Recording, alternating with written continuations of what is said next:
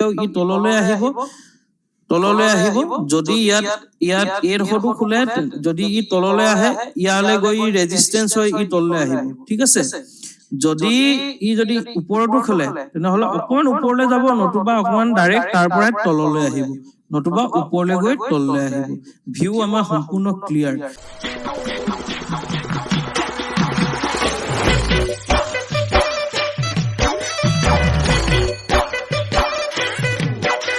নমস্কাৰ বন্ধুসকল জংকি ট্ৰেডাৰ চেনেলটোলৈ আপোনালোক সকলোকে স্বাগতম জনালো আজি 22 তাৰিখ 5 মাহ 2023 চন যিহেতু আপোনালোকে অলপ আগত যি ভিডিঅ'টো আমাৰ চালে এই ভিডিঅ'টো চোৱাৰ পিছত আপুনি এটা কথা সম্পূৰ্ণভাৱে গম পালে যে মাৰ্কেট টেকনিক্যাল এনালাইসিস কি ধৰণে কৰে বা যদি আপুনি টেকনিক্যাল এনালাইসিস জানে তেনেহলে আপুনি ট্ৰেড কৰিবলৈ আপোনাৰ কিমানখিনি সুবিধা হয় মই হেদিনাখন আপোনালোকক ক্লিয়াৰলি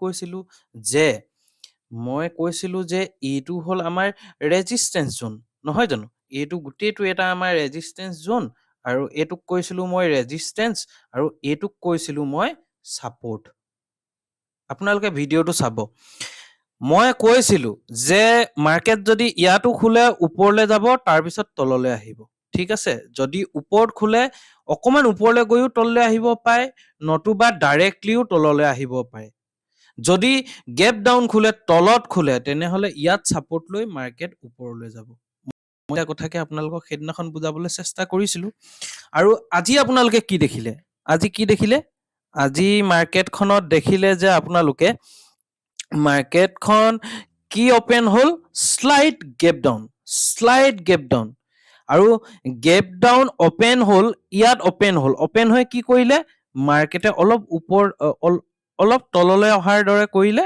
তাৰ পিছত সিধা ওপৰলৈ গুচি গল আৰু আমি যি দৰে আমি এটা ৰেজিস্ট্যান্স জোন আপোনালোকক এইডোখৰ দিছিলো আৰু তাৰ পৰা এতিয়া মাৰ্কেটখন তললৈ আহিলে এতিয়া আপুনি এইটো কথা গম পালে যে টেকনিক্যাল এনালাইসিসে আপোনাক কি দৰে সহায় কৰিলে যদি ভিডিঅ'টো সেইদিনাখনে আপোনালোকে চালে আজিৰ বাবে আপোনালোকে সম্পূৰ্ণ এলাৰ্ট আছিলে যে আপুনি ইমান কথা কৈ আছে আপুনি কি কৰিলে কেনেকৈ কি কৰিলে ৰব মই সকলো কম মই আপোনালোকক এটা কথাই ক'ব বিচাৰো যে আপুনি যদি ট্ৰেডাৰ হ'ব বিচাৰে বা ট্ৰেডিংটো জীৱনত যদি ট্ৰেড কৰি যদি আপুনি পইচা কমাব বিচাৰে তেনেহলে আটাইতকৈ গুৰুত্বপূৰ্ণ বস্তুটো হ'ল শিক্ষা আপুনি শিক্ষা ল'বই লাগিব আপুনি পেইড লওক ফ্ৰী লওক যৰ পৰা যেনেকে লওক সকলো বিলাক আকোৱালি আপুনি শিকিবই লাগিব ল'বই লাগিব কোনোবা এদিন আপুনি ট্ৰেড এটা মাৰিছে কোনোবাই 20,000 30,000 40,000 50,000 আপুনি প্ৰফিট পাই গৈছে 1,000 2,000 প্ৰফিট পাইছে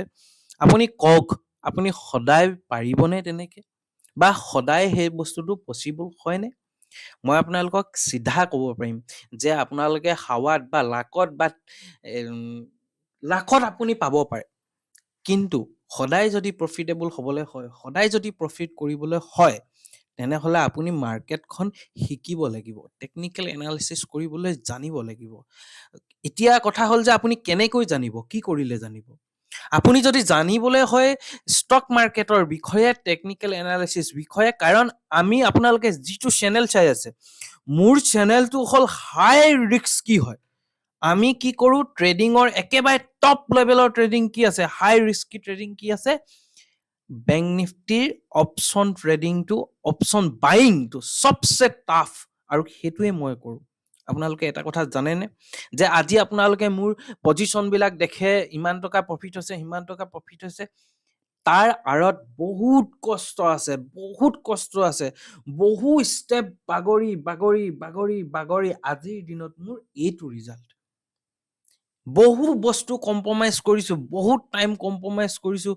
বহু বস্তু কম্প্ৰমাইজ কৰাৰ পিছত আজি এইটো ৰিজাল্ট পাইছো মই আপোনাক এটা কথা স্পষ্টভাৱে ক'ব বিচাৰো আপোনাৰ ওচৰত যদি ষ্টক মাৰ্কেটত ট্ৰেডিং কৰিম বুলি ভাবিছে ট্ৰেডিংটো যদি এজ এ প্ৰফেশন লম বুলি ভাবিছে তেনেহলে আপোনাক টকাৰ প্ৰয়োজন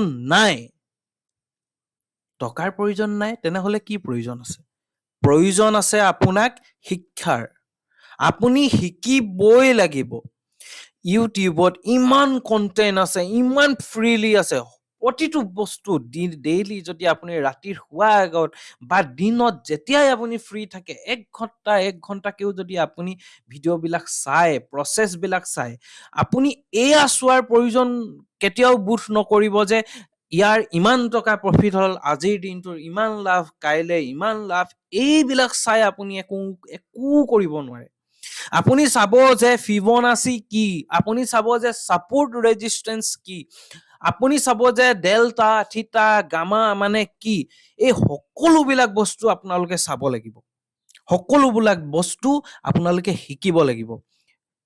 এইটো 1 ৰাতিত, 6 মাহত, 4 মাহত, এবছৰত ট্ৰেডাৰ হৈ নাযায়। আপুনি পাই আছে, আপুনি লাকত পাই আছে। আপুনি কওক, সঁচা কথা কওক, আপুনি পাৰিবনে? আপুনি পাৰিবনে সদায় এনেকে পইচা কমাবলৈ? সম্ভৱ হয়নে? যদি পইচা কমাবলৈ হয় তেনেহ'লে আপোনাৰ প্ৰথম কথাটো হ'ল এডুকেশ্যন।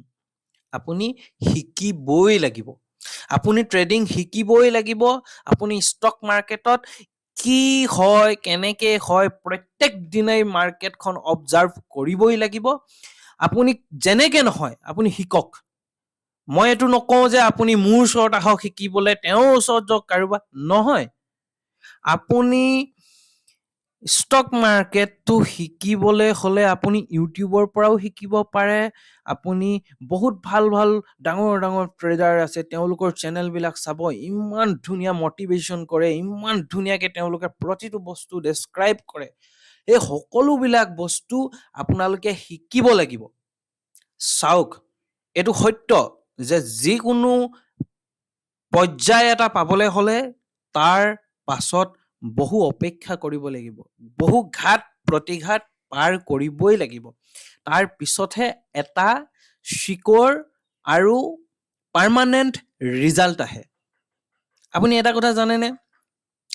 এজন মানুহে আজি বিৰাট কোহলীয়ে 100 মাৰিছে, কিবা কৰিছে, আপুনি ভাবিছেনে তেওঁলোকে কিমান প্ৰেক্টিচ কৰিছে? গোটেই জীৱনটো ক্ৰিকেটক দি দিলে, সৰু বাচ্ছাৰ পৰা তেওঁলোকে ক্ৰিকেট খেলি খেলি খেলি খেলি খেলি খেলি এতিয়া ফেন ফলোয়িং বিলাক বাঢ়িছে, এতিয়া মানুহে আঁকোৱালি লৈছে, এতিয়া তেওঁলোক এজন ছাকচেছফুল ক্ৰিকেটাৰ। আপুনি জানেনে সেইকণ পাবলৈ তেওঁলোকে ইমান বছৰ মেহনত কৰিলে? কিমান যে ৰ'দত, পখৰ ৰ'দত তেওঁলোকে প্ৰেক্টিচ কৰিলে। ৰাতিপুৱা অন্যৰ দৰে 7টা, 8টা, 9টালৈকে নুশুই তেওঁলোকে পুৱতি নিশাই উঠি প্ৰেক্টিচ কৰিব গ'ল, সন্ধিয়া প্ৰেক্টিচ কৰিলে। আপোনালোকে ভাবকচোন কিমান ডায়েটত থাকিবলগীয়া হ'ল, কিমান ফুৰিব যাব নোৱাৰে, কিবা খাব নোৱাৰে, ইমান বস্তু কম্প্ৰমাইজ কৰাৰ পিছত তেওঁলোকে অভিলেখ সৃষ্টি কৰি আছে।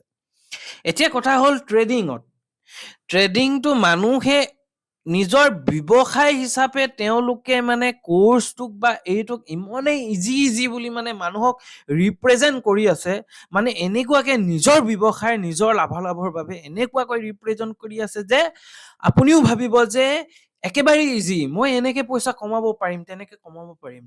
নহয়, পাৰিব। আপুনি নোৱাৰাটো কোনো প্ৰশ্নই নাহে, আপুনি 100% পাৰিবই।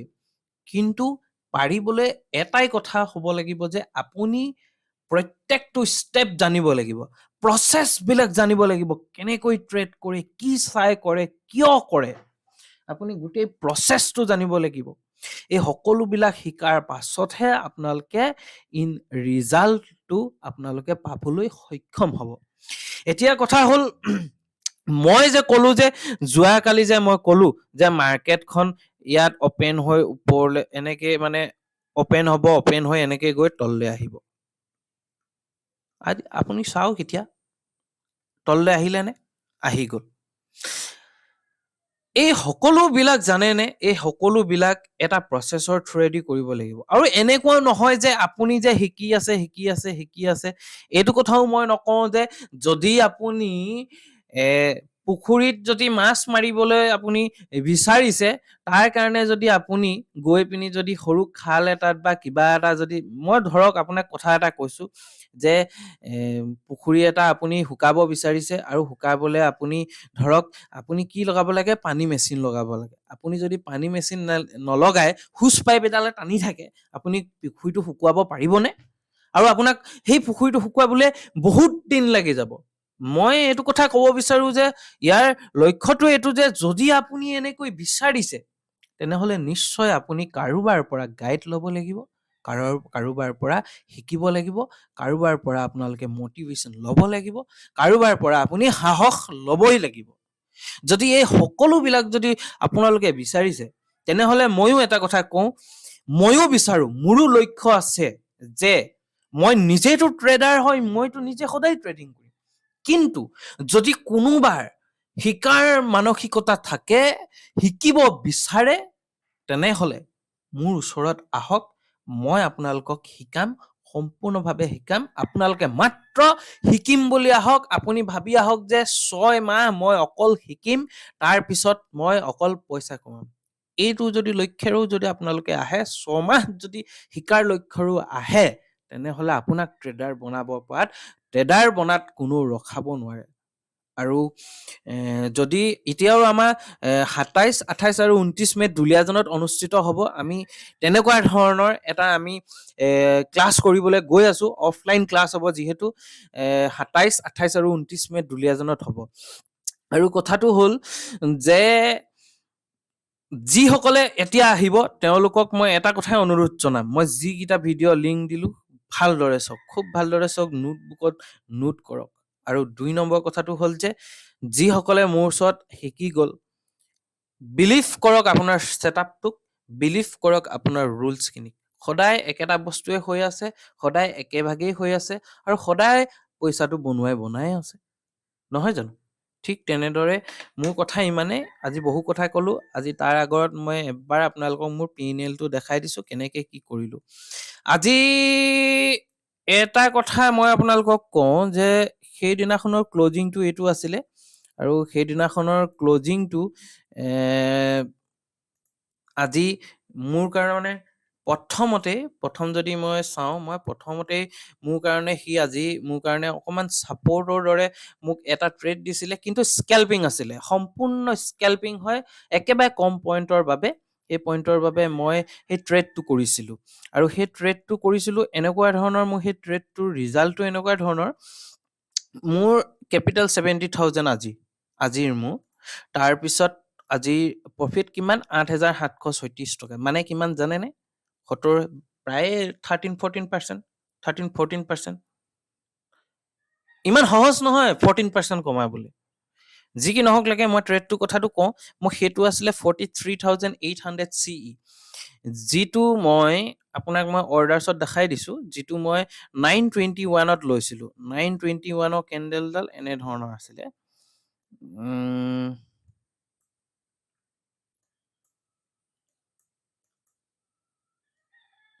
এইডাল কেণ্ডেল আছিলে, এইডাল কেণ্ডেলত মই ট্ৰেডটো লৈছিলোঁ, 921ত লৈছিলোঁ। আৰু এই ট্ৰেডটো মই যিহেতু ইয়াৰলৈকে মই পাইছিলোঁ 6,000 টকালৈকে, প্ৰায় ইমানখিনিলৈকে 6,000 টকালৈকে মই প্ৰফিট দেখিছিলোঁ, কিন্তু মই প্ৰফিট বুক কৰিব নোৱাৰিলোঁ। মই এতিয়া দেখাম তাৰ টাইমিংটো কিমান আছিলে। মই কেতিয়া বুক কৰিলোঁ? মই বুক কৰিলোঁ 9:32ত।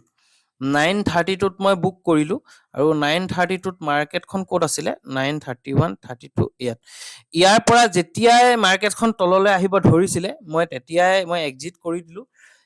স্কেল্পিং আছিলে, খুব সৰু স্কেল্পিং, ইয়াৰ পৰা ইয়াৰলৈকে মই খুব কম টকা প্ৰফিট হ'ল। এইটোত 200 কোৱান্টিটি মাৰিছিলোঁ, আৰু তাৰ অকল 1,440 টকা প্ৰফিট হ'ল।